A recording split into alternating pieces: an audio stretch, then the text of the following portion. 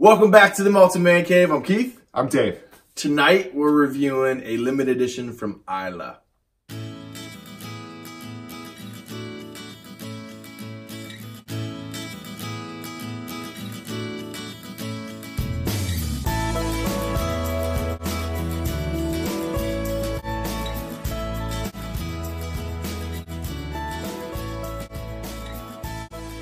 All right, so we're back. As I said, tonight we're doing a limited edition from Lagavulin, aged 8 years, and it is the 200th edition version. So we're gonna get into it. We're gonna do a review of Lagavulin 8 here down in the man cave. Nice to see you. Thank you. It's good to be back. It's good to be back. We haven't done one in a while. Since St. Patty's Day. Yeah, since St. Patty's Day. I've had to recover since then. It was so wild. Dude, we don't get out much. We get so We go out and we have now. like 2 or 3 drinks and we're like, things are crazy. We gotta get home. We gotta get home. This is past my bedtime. All right, so we're doing Lagavulin 8 200th edition, and then we're gonna do kind of a normal review, and then we're gonna do a side by side with the like last year's regular Lagavulin 8 release, just to see if there's any difference. Yeah. So we'll get to the bottom of it for you guys. All right. So with that said, David, I still have a little bit in there. Careful. Just about. No. All right. That's good. No, I like it. I just know it's. No. I saw the bottle level. We got a lot of drinking to do today. Yeah, we do. All right. Gotta keep it. One of the things I love about Lagavulin, and many people have heard me say this, so Lagavulin, they, in my opinion, they do, for the most part, now, they do sometimes chill filter and they do add E150A, but as far as like kind of like how they distill the whiskey and how they make the whiskey, they do things the right way. They take a really long time for their fermentation process. I think it's one of the longest in the industry. Yeah. Which I think typically every I was just about to ask, why take so long? I think that the longer they do it, like the fermentation, I think it just gets a better, richer spirit, maybe more flavors. I feel like the quality of the alcohol just seems to be better. I know, I'm trying to think of some other ones that take a really long time. But anyways, I'm going to forget this late in the evening. But the ones that I've had, typically I like better. And I hear like, oh, this one is like 5 days or 6 days. And typically I end up liking it better. Yeah. So it may just be a coincidence, but I've noticed that. So Lagavulin does that. And one thing about Lagavulin is it's known for having a lot of savory notes. Kind of like Springbank, Mortlach, Lagavulin, Lagavulin 16 is kind of getting engineered, as Ralphie always says. Actually, quick shout out. That was an amazing live stream with Roy and Ralphie. That was just Scotch royalty, and it was so much fun to watch. You watched it too, right? Well, yeah. Well, we found out Ralphie watches us. Ralphie recommended down here in the Malted Man Cave. Ralphie, to you, Ralphie. Ralphie sent me an email. Just we talk every day. Yeah, No, we don't. So, you know how to get in touch. Malted Man Cave is Ralphie recommended. But anyways, Ralphie often says that Lagavulin 16, the longer and longer that, the distillery puts out stuff, they're starting to kind of engineer some of the savory, savory notes. I feel like they're kind of messing with stuff. How, making it more cookie cutter. Like everything, they don't leave very many things to chance or providence. You're like, we use this cask, maybe we'll leave it in for a little longer. It's like, no, we have a ratio. We have like 100 barrels. We're going to marry those together. It's just, everything's cookie cutter. Right. And I feel like the 16 is kind of falling into that path. But the Lagavulin 8 and the Lagavulin 12 have not. Is that more of a corporate Diageo? Lagavulin is owned by Diageo. Ah, there you go. No, I'm not dogging Diageo. No.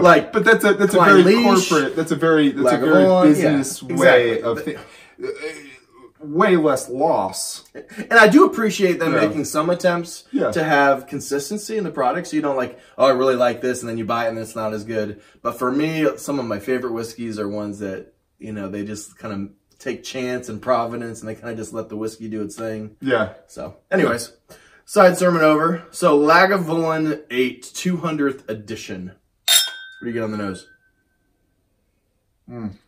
So, my first note was I was thinking about all the common stuff, but ripe bananas. Yep. Really ripe bananas for me. A lot of ripe fruits. Ripe fruits. Right, just sweetness. I wrote light, salt, earth, and dust. I didn't know how to put it. It's just like a... Boosty, earthy. Yeah, probably. Briny. Yeah, what you were thinking. Delicious stuff. And then that... You were just saying the savoriness of it. I wrote smoked something. It's some meat in a smoker. Oh yeah. And then with fresh black ground pepper.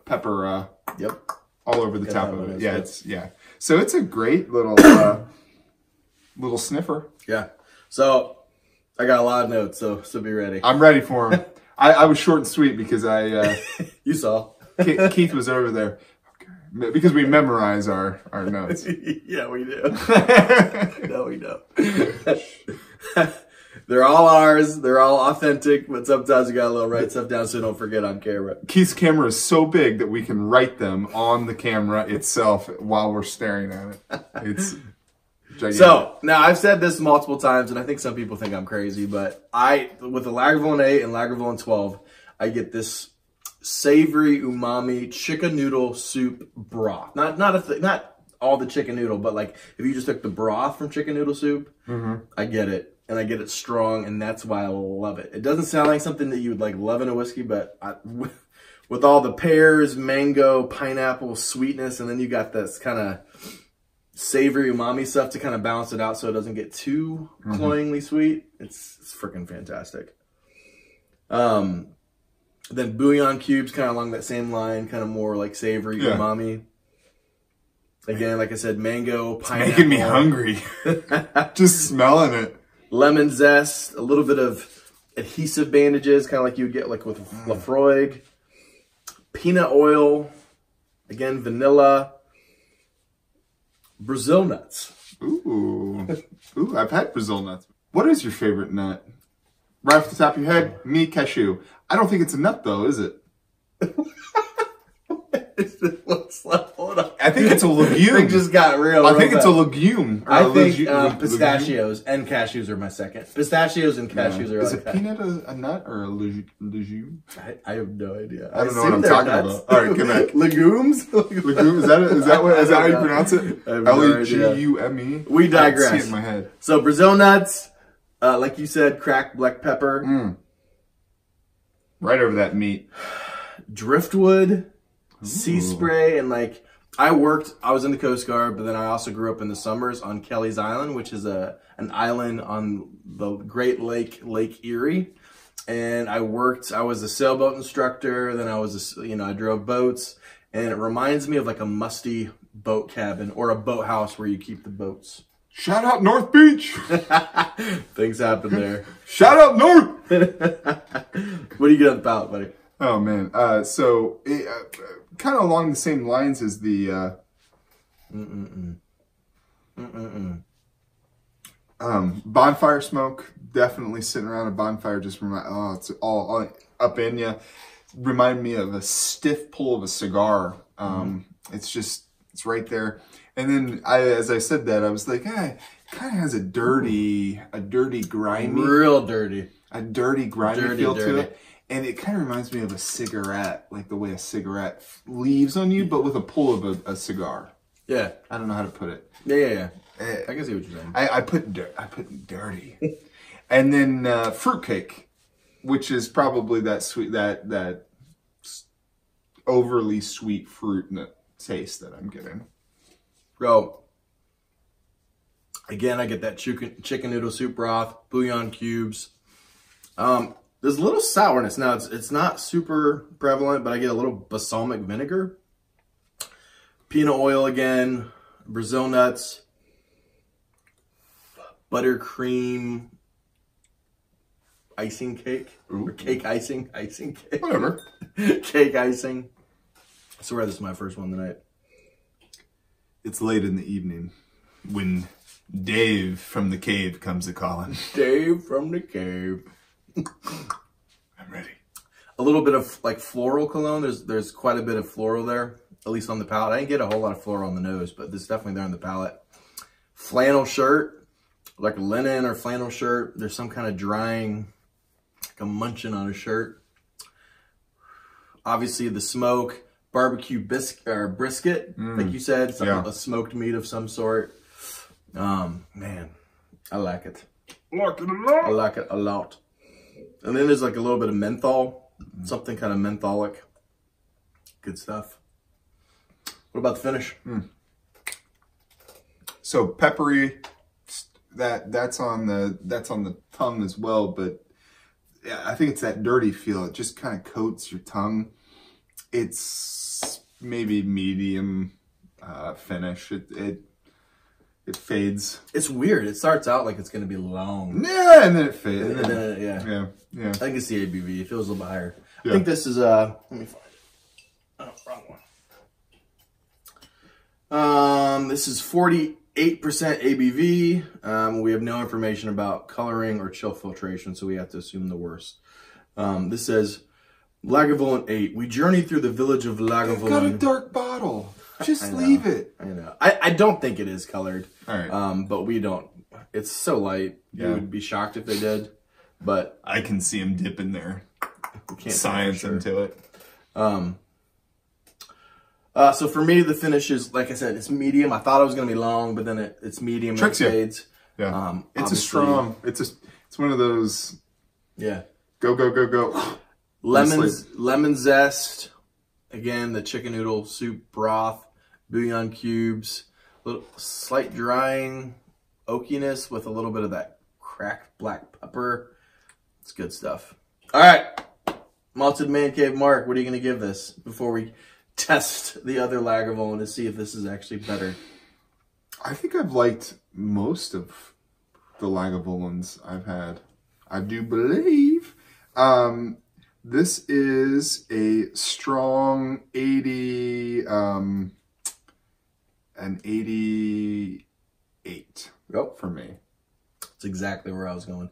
Part of me wants to give it an 89 or a, I was teetering or a on 90. Yeah. Because this is really good value for, well, the 200th edition that we just drank is it, but the normal Lag 8. I was there sitting there, 89. Yeah.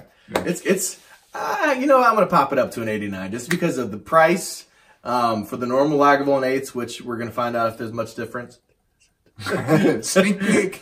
Sneak peek. It's all delicious. And it's so good for such a relatively cheap price for an Islay peated whiskey. I like that they put an age statement on it, even though it's only 8 years old. Really good stuff. So an 89 for me, 88 for you.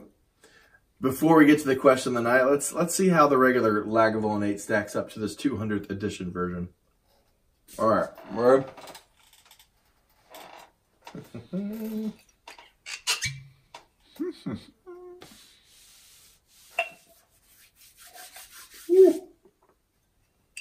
Ooh, here. That's good. That's good. Sure it's an 88 for you, dude? All right. We don't got to go super in depth on the notes. Just maybe a quick abridged version. So are these supposed to be comparative? I mean, it's the exact. You know, my opinion is that it's pretty much probably the same stuff. They just slapped the 200th edition because they love to. You know, everybody loves a sale, a limited edition sale, but I'm getting a little bit of chlorine. You think there's any difference? No. But I do, I am now... I'm going to pour a little bit. Nose side by side. Nose them side by side. Do you have any Tell me if you get chlorine. Do you have any left on your other one? Yeah. Okay. Yeah. So this is the 200. This is the 200th edition. It's like a... This is the regular Lag 8. It's like a... Well... Yeah, there's a little chlorine. Do you get it? Yeah. All right. Or something, right? I think it's that menthol / chlorine / anesthetic. Yeah, that higher ABV. Must be what I'm smelling. But other than that, they're pretty close. A little darker. One thing, it's not fair, and I know we're splitting hairs here, but when you pour one, a lot smaller pour with a bigger one, it's gonna taste more flavorful and robust because it's letting off. So I'm gonna remedy that real quick. There we go.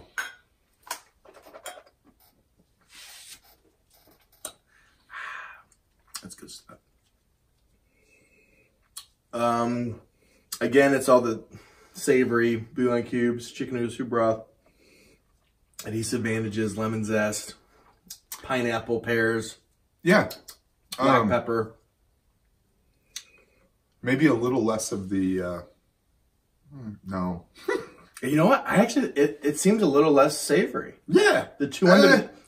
I was going to say, it just seems like a little less of all of it. Which one? The new one? The new one. Really? I actually feel like it's a little less. I feel like the 200 edition is actually a little less savory than the new Lagavulin to me. But it's all subjective. Are we talking about the first one we reviewed compared to this one now? This one is more savory to you. I think so, yeah. Okay.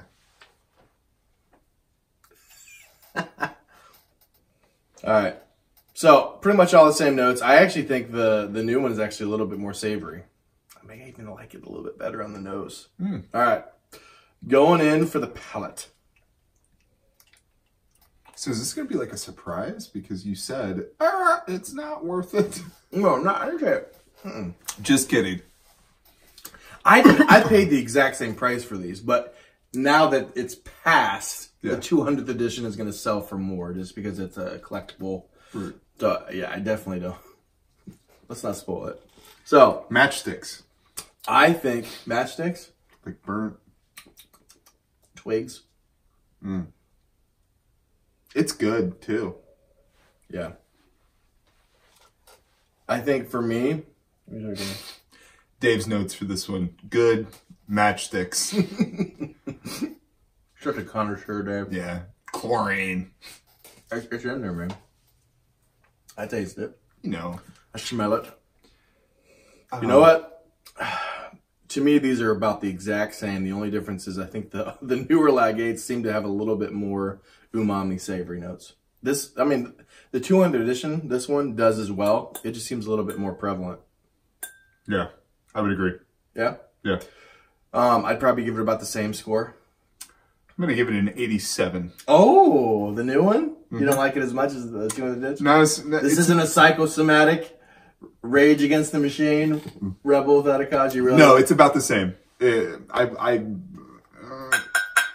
So, if I wasn't looking for differences, I'd probably want to find differences. Yeah. So, if you're going to pick between the newer Lagavuls, you know, for about $60 or the more expensive 200th edition, go for the regular Lagavulin. Yeah. In my opinion. Yeah. Yeah. All right. Question of the night. You want to lead us off? What's the question of the night? Sure. So, in American Collegiate NCAA basketball, there was some upsets. Duke and Kentucky both out of there. Deuces. Yeah, Deuces wild. I'm so sad. I actually didn't watch the game. Yeah. I completely forgot it was on. I was so angry. I was sick as a dog this week. Yeah. I got so sick on Thursday. I took work off for the first time to take the kids hiking. And it was a beautiful day. Woke up puking all day long. That sucks. Yeah, it was terrible. So this was my story. I have to tell this. I told my wife that I would tell this story. To you, Hallie. Yes, to you. To you. So Hallie, to you, Lindsay. Hallie, who doesn't watch this, likes convenience, and convenience is not hanging your towel from the curtain rod like I do. She wanted a hook right next to when she gets out of the shower. We have a dividing wall. She wanted it right there. And where she wanted it, she made a mark with a pencil. I said, Hallie, that is my face level. I was like, it's going to be a bad night. And she said, you'll be fine. You know it's there. Thursday, I spent all day losing my mind. I couldn't drink a sip of water without throwing up. In my weakest moment, I crawled to the bathroom. Hallie took the kids because they were so afraid of what was happening. Sick. Yeah. He's dying. And I was it's violent. Dude, Lindsay told it, I don't want to ruin your story, but Lindsay told it one time I was so sick, and Lindsay has anxiety, and she was like already worried, and the kids get sick all the time. She's like, we're going to my mom's house. And she left me to die. I'm literally I could barely get out of bed. Texting. But in my weakest moment, I don't I don't see very well without my glasses on or my contacts.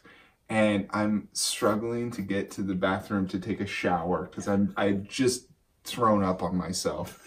And I turn from the sink from washing my hands and ram my forehead into the towel hook. That was, yeah. That you told her was, and I was didn't even, I was so sick it didn't even faze me. I just like went in there. I just remember putting the stream of water on my forehead as, anyways. So You're such a good wife, Hallie. Yeah, yeah, but it was great. So college basketball, man, it upsets. Who do we have? We have Virginia, who's the only 1 seed. Auburn, who what is it? 5 seed, and then Michigan State. Michigan State's playing Texas Tech, and they're both 3 and 2. So Texas Tech made it. I know, man. What a crazy year. Red Raiders. Duke's out, Kentucky's out, Ohio State got out a long time ago. I was listening to a podcast on the way over, and the guy said that he was watching the Texas Tech game, and he said, "Don't put your guns up, put your guns down." And I was like, "What?" He was being funny. Yeah, but he was like, "You should be peaceful." So who do you think's gonna win? Right? So I never bet against Tom Izzo. Yeah. And obviously we're Buckeye fans, so we're Big Ten fans. And we've seen Tom Izzo enough. I mean, come on. So they could have a letdown after beating Duke. So Tom Izzo. But man, I kind of feel like it's Virginia's destined year. Yeah. I'll tell you what, watching Auburn play their last game. Yeah. Or that's gonna be actually it might have been 2 games ago. Auburn, they got some freak athletes, man. They're good. Bruce Pearl's got them. Bruce Pearl's such a fun coach. I loved him at Tennessee when he was coaching his son. Yeah. Nepotism at its finest. His son was just such a number keeper, perfect number keeper. Yeah. Bruce Pearl kind of has that Bobby Huggins things where he kind of just goes into the hood and gets some like athletes that can jump out of the gym. Maybe not the best skilled, but athletes that can just jump out of the gym. Yeah. And then you can run. Yeah. And they're all, he definitely finds guys that know how to play a system and play it well. Yeah. Because if you don't play a system, you're going to have a problem. Yeah. So they, good for him, man. I'm proud. I'm happy for him. I don't want them to win. I want Michigan State to win. Yeah. But I'm happy he made it. Yes, definitely. So who do you think is going to win? So you want Michigan State to win, but who do you think is going to win? I think Virginia's going to win. I think the 1 seed. I think this year was supposed to be all 1 seeds. The weight of it, and I think they've got. I think it's going to be Virginia, Michigan State in the final, and it's going to be close. You heard it here first. I think Michigan State's going to win. He thinks Virginia. So we'll see who's. But my heart will be happy if I'm upset. if my betting is wrong. Nice. Yeah. All right, guys. Well, let us know who you guys think is going to win the NCAA tournament. Yeah. Thank you guys as always for watching. Please like, subscribe, and as always.